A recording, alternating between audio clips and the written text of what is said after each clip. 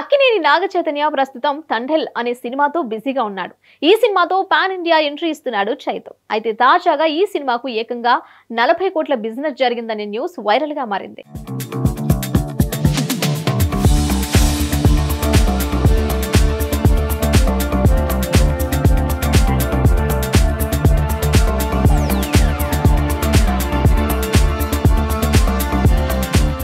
Akkineni నాగచైతన్యకు solid hit పడితే చూడాలని చాలా కాలంగా ఎదురు చూస్తున్నారు అభిమానులు.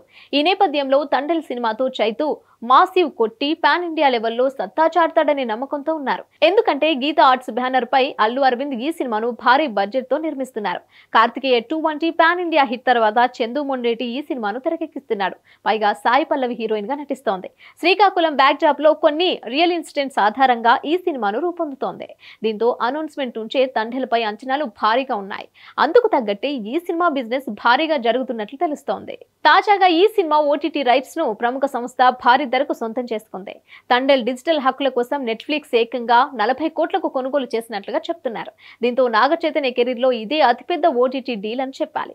ఒక ఓటీటీ డీల్ మాత్రమే కాదు, చైతన్య కెరీర్ లోనే భారీ బడ్జెట్ తో తండెల్ తెరకెక్కుతోంది. చై మార్కెట్ కు మించిన బడ్జెట్ ఖర్చు చేస్తున్నారు. ఈ సినిమాతో చైతన్య ఖచ్చితంగా పాన్ ఇండియా హిట్ కొడతాడనే నమ్మకంతో ఉన్నారు అక్కినేని ఫ్యాన్స్. ఇప్పటికే రిలీజ్ అయిన తండెల్ గ్లిమ్స్ కు మంచి రెస్పాన్స్ వచ్చింది.